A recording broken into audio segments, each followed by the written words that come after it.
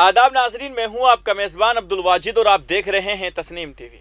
चलिए दोस्तों, रुक करते हैं आज की ताज़ा तरीन खबरों की तरफ।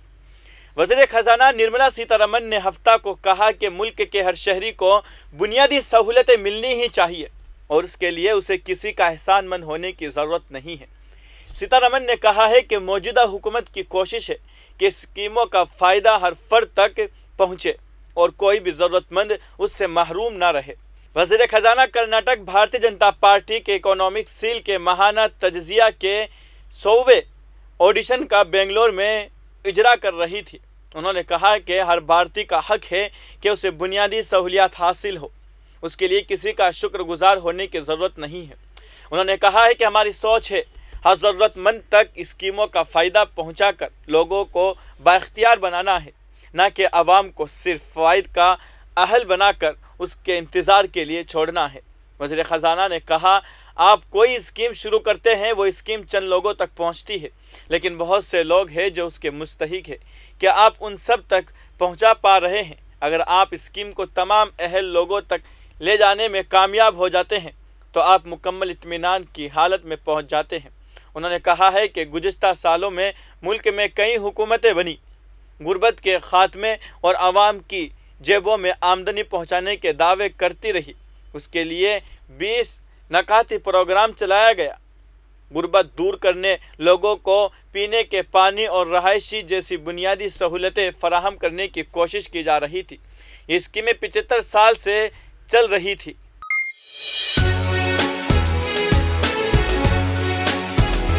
अब रुक करते हैं अगली खबर की तरफ। सदर द्रौपदी मुर्मू इतवार को 75वें यौम आज़ादी के मौके पर कौम से खिताब करेगी। द्रौपदी मुर्मू को गुज़िश्ता माह सदर मुंतखब किया गया था। उनका खिताब शाम 7 बजे ऑल इंडिया रेडियो के तमाम कौमी नेटवर्कर्स पर नशर किया जाएगा। दूरदर्शन के तमाम चैनल्स पर हिंदी और अंग्रेज़ी में भी नशर किया जाएगा। बयान में कहा गया है कि सदर का खिताब ऑल इंडिया रेडियो के तमाम कौमी नेटवर्कर्स और तमाम दूरदर्शन चैनलों पर शाम 7 बजे से टेलीकास्ट किया जाएगा। उससे पहले हिंदी और फिर अंग्रेज़ी में नशर किया जाएगा। बयान में कहा गया है कि दूरदर्शन पर हिंदी और अंग्रेज़ी में खिताब के टेलीकास्ट के बाद उसे उसके इलाक़ाई चैनल मुतल्लिका इलाक़ाई ज़ुबानों में टेलीकास्ट करेंगे। ऑल इंडिया रेडियो उसे इलाक़ाई ज़ुबान में अपने मुतल्लिका इलाक़ाई नेटवर्क पर रात 9:30 बजे टेलीकास्ट करेगा। मुर्मू ने 25 जुलाई को मुल्क के 15वें सदर के तौर पर हलफ लिया। वो सबसे कम उम्र और आला आइनी ओहदे पर फाइज होने वाली पहली कबायली है। वज़ीर आज़म नरेंद्र मोदी 15 अगस्त को लाल किला की फैसल से कौम से खिताब करेंगे। हिंदुस्तान की आज़ादी के 75वें साल के मौके पर लोग आज़ादी का अमृत महोत्सव के ज़ेर एहतिमाम हर घर तिरंगा मुहिम में जोश और खरोश से हिस्सा ले रहे हैं। हफ्ता को शुरू होने वाली हर घर तिरंगा मुहिम 15 अगस्त तक जारी रहेगी। हर घर तिरंगा आज़ादी का अमृत महोत्सव के ज़ेर एहतिमाम एक मुहिम है जिसमें लोगों को तिरंगा घर लाने और हिंदुस्तान की आज़ादी के 75वें साल के मौके पर लहराने की तरगीब दी जाती है। इस प्रोग्राम में हर जगह हिंदुस्तान को उनके घरों में कौमी परचम लहराने की तरगीब दी गई है। प्रोग्राम का मकसद कौमी परचम के साथ वाबस्तगी को रस्मी या इदारा जाती बनाने के बजाय ज़्यादा ज़ाती बनाना है।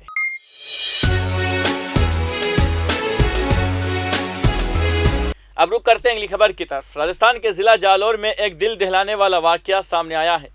यहाँ एक प्राइवेट स्कूल के टीचर ने तीसरी जमात के दलित तालिबे इल्म को मटका से पानी पीने के सबब उसकी इस कदर पिटाई की के दौरान इलाज उसकी मौत हो गई है। मुकदमा दर्ज होने के बाद मुलजिम टीचर को हिरासत में ले लिया गया है।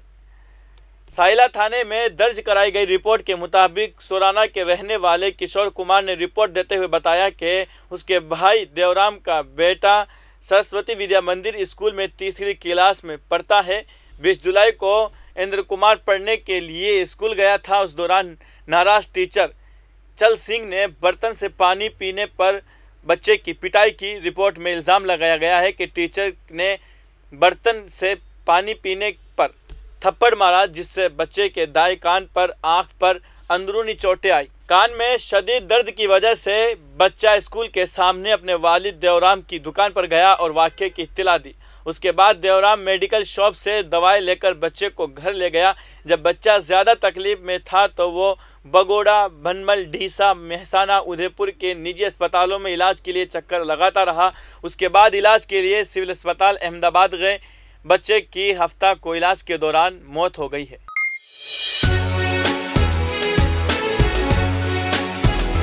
اب رخ کرتے ہیں اگلی خبر کی طرف۔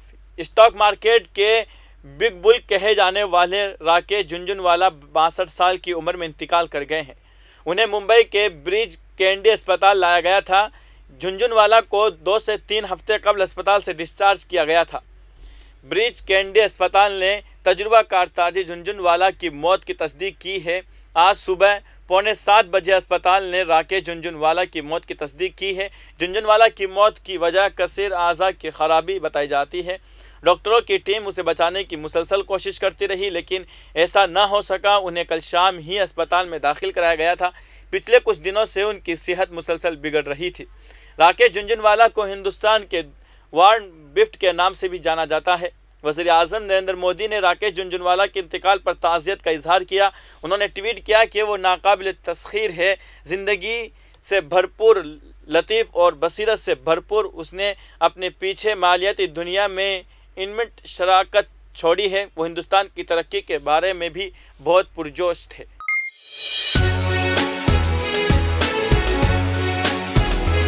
اب رخ کرتے ہیں اگلی خبر کی طرف۔ کشمیر میں یوم آزادی کے تقاریب سے قبل سیکورٹی سخت کر دی گئی ہے۔ ڈرون سے نگرانی کی جا رہی ہے اور سادہ لباس میں پولیس اہلکار تعینات کیے گئے ہیں اور متعدد مقامات پر گاڑیوں کی چیکنگ کی جا رہی ہے۔ پولیس عہدیداران نے بتایا کہ ہفتہ کو جموں و کشمیر کے ضلع کولگام میں ہوئے گرینیڈ حملے میں ایک پولیس اہلکار ہلاک ہو گئے تھے۔ گرینیڈ حملہ کولگام میں کیا گیا جس میں وینڈر پور سے تعلق رکھنے والے پولیس اہلکار طاہر خان زخمی ہو گئے۔ کشمیر پولیس کے مطابق انہیں علاج کے لیے اننت ناگ کے گورنمنٹ میڈیکل کالج اسپتال لے جایا گیا جہاں وہ زخمیوں کی تاب نہ لاتے ہوئے انتقال کر گئے، شہید ہو گئے۔ کشمیر پولیس زون کے آفیشیل ہینڈل نے ٹویٹ کیا کہ گزشتہ شب کولگام میں گرینیڈ حملہ کیا گیا۔ اس حملے میں طاہر خان نامی پولیس اہلکار زخمی ہوئے تھے جنہیں علاج کے لیے اسپتال میں داخل کیا گیا تھا، تاہم اسپتال میں ان کی موت ہو گئی ہے۔ یہ گرینیڈ حملہ راجوری ضلع میں آرمی کیمپ پر 2 عسکریت پسندوں کی جانب سے کیے گئے حملے میں 4 فوجی اہلکاروں کے مارے جانے والے واقعے کے چند ایام بعد پیش آیا ہے۔ پولیس اہلکار نے کہا ہے کہ یہ حملہ 3 سال سے زیادہ عرصے کے بعد جموں و کشمیر میں فدائیین کی واپسی کا عندیہ ہے۔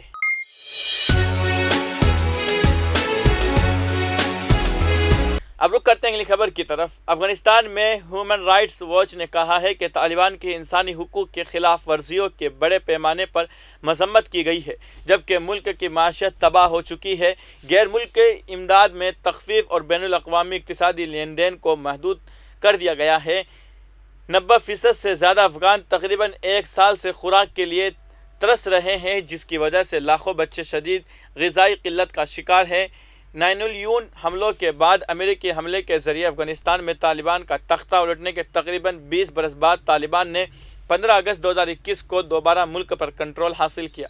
طالبان حکومت کے یہ 1 سال ملک کے لیے تباہ کن رہا ہے کیونکہ دنیا کی طرف سے فنڈنگ منقطع کرنے کے بعد پہلے سے تباہ حال معیشت تقریباً راتوں رات تباہ ہو گئی جس کی وجہ سے تقریباً پوری آبادی غربت میں چلی گئی۔ ستم ظریفی یہ ہے کہ ابھی تک کسی ملک نے طالبان کی حکومت کو تسلیم نہیں کیا۔ طالبان کی جانب سے ابتدائی طور پر یہ اشارہ دینے کے بعد کہ وہ اقتدار میں گزشتہ حکومت کے مقابلے میں زیادہ اعتدال پسند ہوں گے، طالبان نے سخت غیر موقف اختیار کیا، خواتین کے حقوق کو پامال کیا اور پریس پر زیادہ کنٹرول مسلط کیا۔ فی الحال کی خبروں میں اتنا ہی۔ ملک اور غیر ملک کی تمام بڑی خبریں جاننے کے لیے دیکھتے رہیے تسنیم ٹی وی۔ آپ کے میزبان عبدالواجد کے ساتھ اللہ حافظ۔